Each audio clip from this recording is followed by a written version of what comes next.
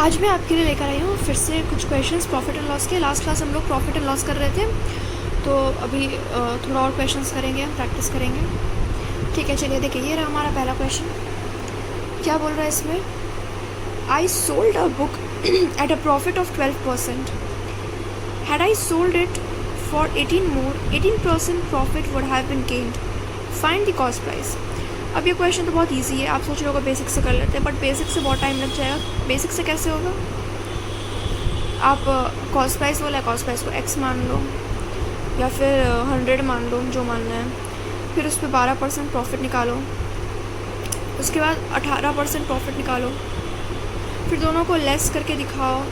Profit नहीं मतलब selling price निकालो 12% पे अगर होगा तो, फिर 18% में सेलिंग प्राइस निकालो, दोनों को लेस करके 18 दिखाओ और फिर निकालो x का वैल्यू और 100 का वैल्यू। तो ऐसा करने की बिल्कुल ज़रूरत नहीं है। मैंने आपको एक ट्रिक बताया था कि फ्रैक्शन मेथड से कैसे कर सकते हैं। चलिए देखते हैं कैसे करते हैं। बोल रहा है 12% प्रॉफिट पे एक आर्टिकल को बेचा, मतलब मान लीजिए 12/100 कॉस्ट प्राइस है और 12 प्रॉफिट है, ये है ना। सेलिंग प्राइस क्या हो जाएगा? 112, 100 + 12 हो जाएगा तो आपका सेलिंग प्राइस।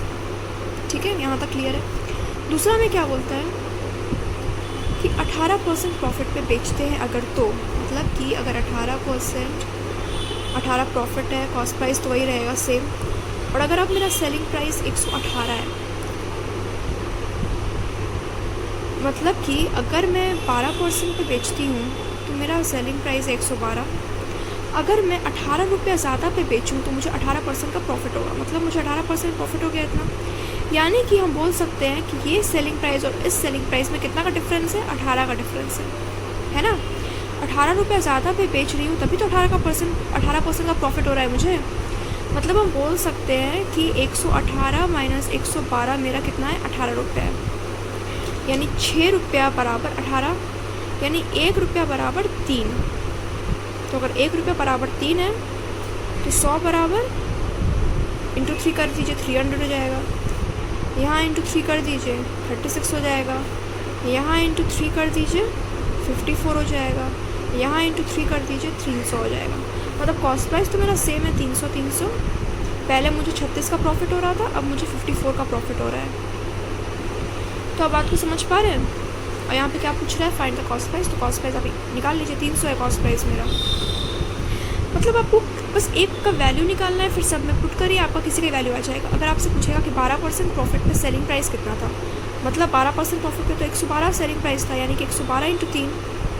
18% प्रॉफिट पे 118 था, 118 × 3 तो सेलिंग प्राइस आ जाएगा, क्योंकि 1 बराबर तो 3 है ना। तो 118 बराबर 3 × 3 कर दीजिए, 112 × 3 करिएगा तो इस पर सेलिंग प्राइस आ जाएगा। बट मुझे सेलिंग प्राइस नहीं पूछा है, मुझसे कॉस्ट प्राइस पूछा है, तो मैंने 100 × 3 करके 300 मैंने कॉस्ट प्राइस निकाल लिया। कॉस्ट प्राइस तो 300 ही रहेगा ना, दोनों में कॉस्ट प्राइस तो सेम था। सेलिंग प्राइस अलग था और प्रॉफिट अलग था, बट कॉस्ट प्राइस तो सेम था। तो आंसर क्या हो जाएगा? 300। यही मेरा आंसर हो जाएगा। आई होप आपको ये क्लियर हो गया होगा क्वेश्चन।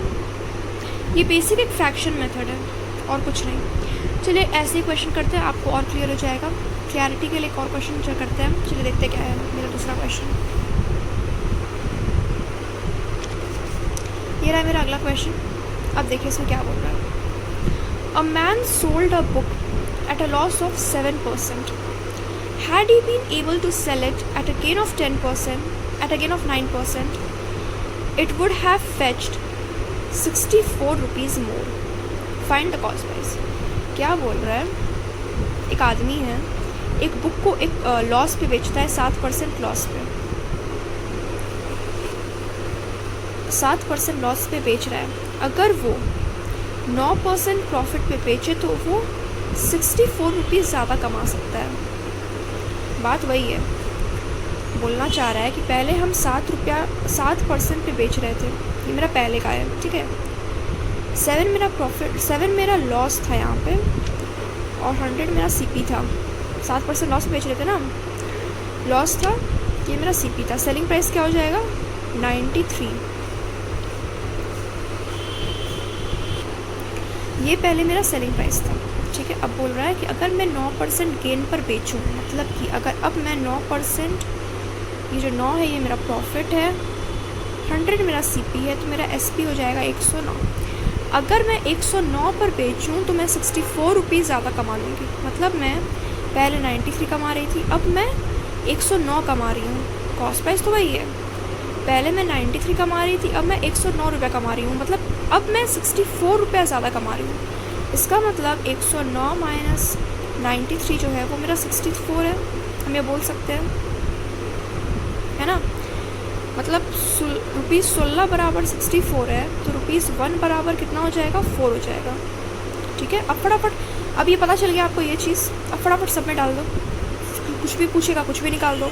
1 बराबर 4 है, तो 100 बराबर 400 इंटू 4 करो, 7 इंटू 4 किया 28 आया। मतलब मुझे पहले 28 का लॉस हो रहा था।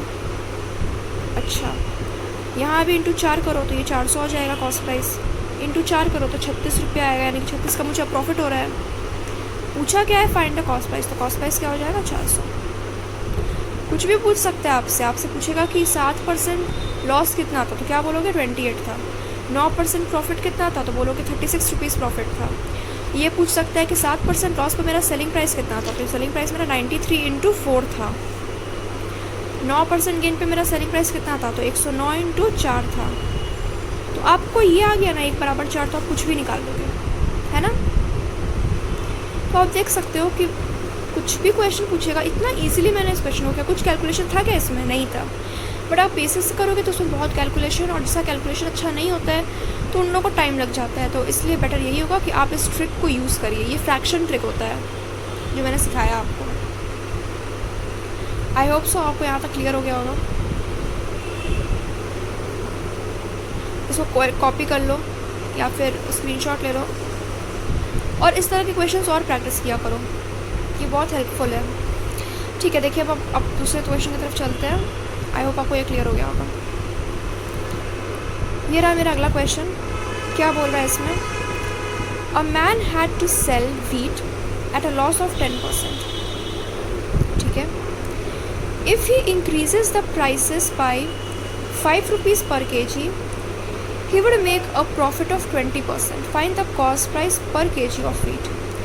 क्वेश्चन वही है, बस यहाँ पे पर kg ये सब लगा दिया है तो आपको कंफ्यूज करने के लिए।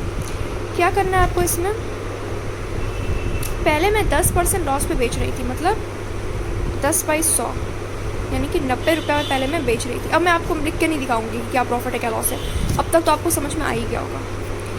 मैं 10% लॉस में बेच रही थी, यानी कि 10/100 यानी कि 90 रुपये में मैं बेच रही थी। ठीक है, अब मैंने अपने प्राइस को 5 रुपये पर kg बढ़ा दिया, तो अब मुझे 10-20 रुपये का प्रॉफिट हो रहा है।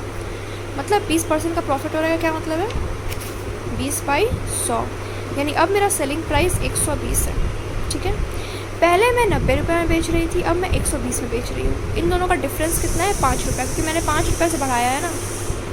यानी कि 90 माइनस 120 5 है मेरा, यानी कि ₹30 बराबर 5 है, तो ₹1 बराबर 5/30 यानी कि 1/6 होगा, है ना।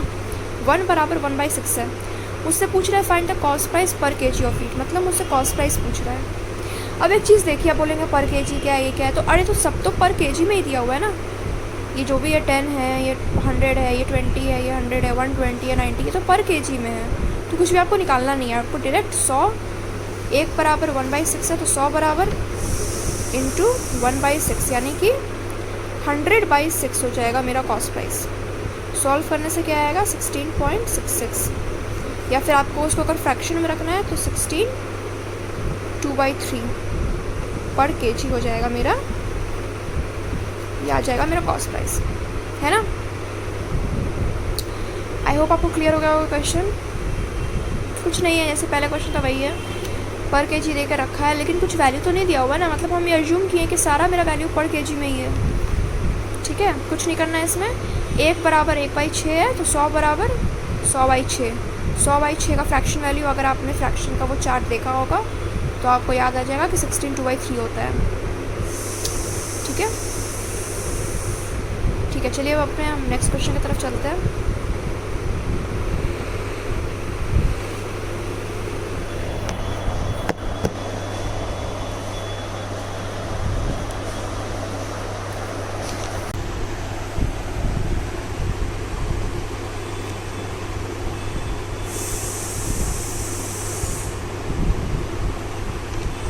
अच्छा, ये रहा मेरा आज का दूसरा क्वेश्चन। ये इस क्वेश्चन से आप ये क्वेश्चन देखने में बड़ा लग रहा है, बट इसको भी आप इजीली सॉल्व कर सकते हो। कैसे, चलिए देखते हैं। A person bought 2 watches for 480.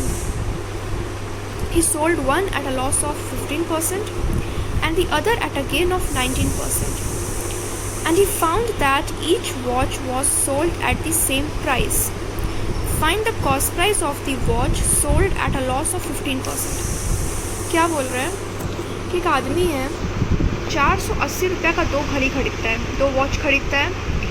एक वॉच को बेचता है 15% लॉस पे और एक को बेचता है 19% गेन पे। बेचने के बाद उसको पता चलता है कि दोनों वॉच का सेलिंग प्राइस सेम था। तो अब क्वेश्चन में पूछ रहा है कि कॉस्ट प्राइस क्या है, जो हमने 15% लॉस पे बेचा था उसका कॉस्ट प्राइस कितना है।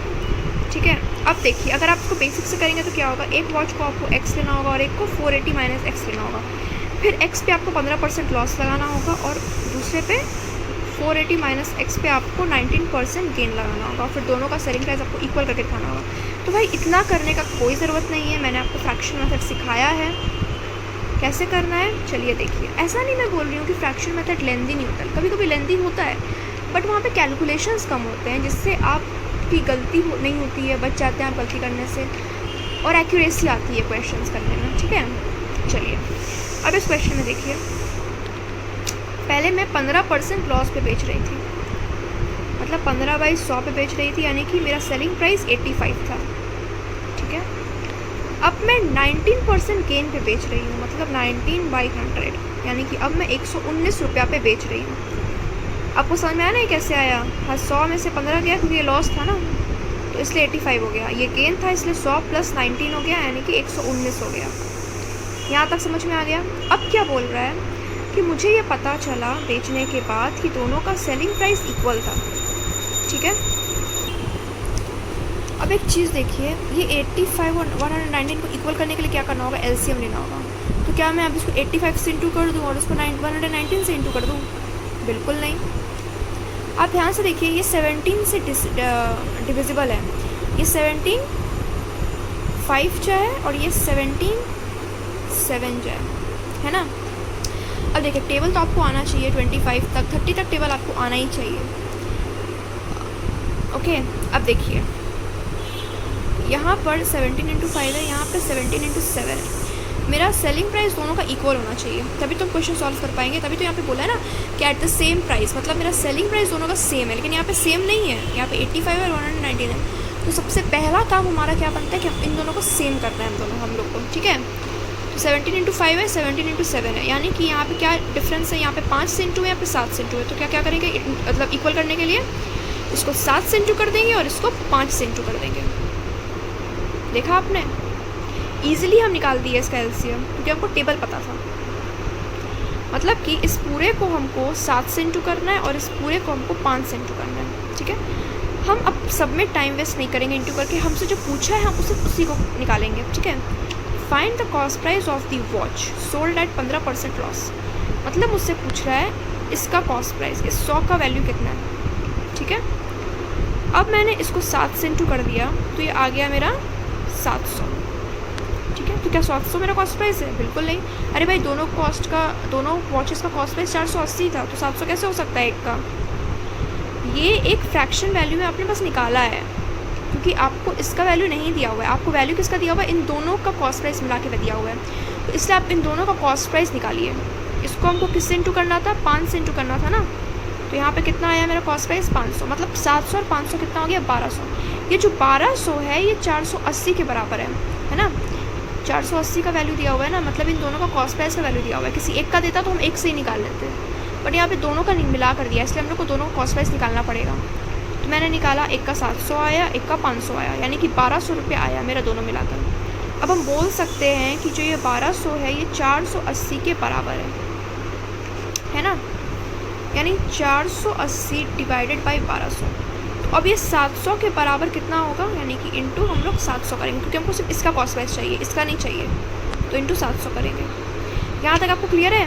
1200 480 के बराबर था, तो 1 बराबर 480/1200, तो 700 बराबर इंटू 700। अब इसको आप सॉल्व कर लो। ये आ जाएगा 40, तो ये हो जाएगा ₹280। अब एक का कॉस्ट प्राइस अगर ये इसका वैल्यू अगर 280 है तो इसका इस कॉस्ट प्राइस का वैल्यू कितना हो जाएगा 200 हो जाएगा, ताकि ये 480 हो जाए, है ना। ये तो आपने माइनस करके निकाल लिया, लेकिन अगर आपको फ्रैक्शन से ही निकालना था तो कैसे निकालते हैं? 1200 बराबर 480, यानी कि 1 बराबर 480 डिवाइडेड बाई 1200। तो ये 500 था ना, तो 500 बराबर कितना हो जाएगा करके देख लो। 200 आया ना 200। तो आप देख सकते हो, आप इस तरह से भी कर सकते हो, इस तरह से भी कर सकते हो, जैसा आपको ठीक लगे। बट आपसे यहाँ पे पूछा था इसका कॉस्ट प्राइस, तो आपने ऐसे निकाल लिया। आई होप आपको क्लियर हो गया होगा ये क्वेश्चन। ये क्वेश्चन देखने में बड़ा था, अच्छों को फंसा सकता है क्वेश्चन एग्ज़ाम के टाइम में, बट आप नहीं फंसोगे क्योंकि आपको ये ट्रिक पता है। ठीक है, क्वेश्चन को कॉपी कर लो। और अब हम चलते हैं अपने लास्ट क्वेश्चन की तरफ। आई होप आपको ये क्वेश्चन समझ में आया होगा। अगर आपको कोई डाउट होता है तो आप प्लीज़ कमेंट में बोलो कि डाउट है, मैं उस डाउट को देखूँगी। और अगर कुछ सजेशन है मेरे लिए तो वो भी डाल दो, मैं आपके सजेशंस को भी पढ़ूँगी। ठीक है, चलिए लास्ट क्वेश्चन की तरफ। ये रहा आज का मेरा लास्ट क्वेश्चन। क्या बोल रहा है? A man buys 2 horses for 1350. He sells one so as to loss of 6% and the other to gain 7.5%. On the whole, he neither gains nor loses. What does each horse cost? बोल रहा है मैंने 2 horse खरीदा 1350 का, ठीक है। एक horse को मैंने 6% लॉस में बेचा और एक को मैंने 7.5% गेन पे बेचा। बेचने के बाद मुझे पता चला कि मुझे पूरे ट्रांजैक्शन में कोई भी लॉस और गेन नहीं हुआ है। तो कितना मेरा कॉस्ट प्राइस है दोनों हॉर्स का? एक हॉर्स का कॉस्ट प्राइस कितना है? ठीक है, या एक तरीका आप ऐसे करो इस क्वेश्चन को सॉल्व करने का जो मुझे इजी लगता है, वो ये है।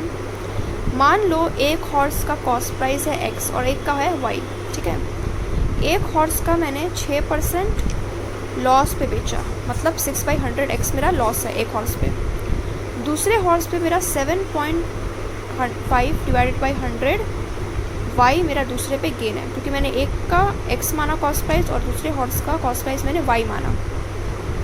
ठीक है, यहाँ तक आपको समझ में आ गया कि मुझे पहले हॉर्स पे इतना का लॉस हुआ, दूसरे हॉर्स पे मुझे इतना का गेन हुआ। अब बोलता है ना ही लॉस हुआ ना ही गेन हुआ। इसका मतलब क्या है कि जितने का लॉस हुआ मुझे उतने का ही गेन हुआ, यानी ये इक्वल है ना। अब सॉल्व करो इसको तो क्या आएगा? ये 60x = 75y 15 से कर सकते हैं, तो 15 4 जा x एंड 15 5 जा y, यानी x बाई y कितना हो जाएगा मेरा? 5/4 हो जाएगा, है ना। तो मतलब मुझे x और y का रेशियो पता चल गया है, 5:4 है। अच्छा, इन दोनों का सम पता है 1350 है, तो क्या हम x और y नहीं निकाल लेंगे? बोला है x + y मेरा 1350 है, और मुझे ये पता है कि ये 5 और 9 है x और y का रेशियो, यानी कि ये जो हो जाएगा ये 5 + 4 हो जाएगा ना 1350, यानी कि 9 बराबर मेरा 1350 है। तो 1 बराबर क्या हो जाएगा? 150। 1 बराबर 150। तो अब मुझसे क्या पूछा है? ईच हॉर्स का कॉस्ट प्राइस कितना है। मतलब 1 बराबर 150 है, तो 5 बराबर 150, 4 बराबर 150, इंटू कर दो फटाफट इन सबको। तो एक का आएगा 750 और एक का आएगा 15 × 4 कितना होता है? 600। तो दोनों हॉर्स का कॉस्ट प्राइस आ गया। अब इन दोनों को ऐड करके देखो, 1350 आ रहा है ना, और 1350 इन दोनों का कॉस्ट प्राइस था। तो देखो, अब क्रॉस चेक कर लो, दोनों का सेम है, मतलब आंसर सही है। 1 बराबर 150, तो 5 बराबर कितना होगा और 4 बराबर कितना होगा, ये तो आप निकाल सकते हो। आई होप आपको ये क्वेश्चन क्लियर हो गया होगा। इस क्वेश्चन में ऐसा कुछ नहीं था, बस मैंने आपको मेथड बता दिया करने का।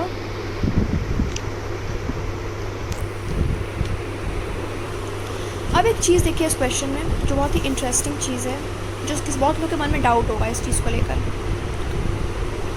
आप पूछेंगे कि इसमें मैंने फ्रैक्शन मेथड क्यों नहीं यूज़ किया।